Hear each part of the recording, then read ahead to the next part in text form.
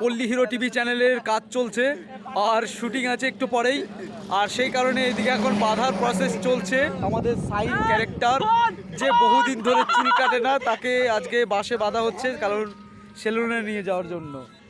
আর এদিকে আমাদের 200টি ক্যামেরা রয়েছে হিমেলের সাথে। আর এদিকে ডিরেক্টর এখন পা বাঁধছে, এদিকে সাইন আছে যে ঘাড়ে করে নিয়ে যাবে। এদিকে এখন ঝাড় দেওয়া চলছে।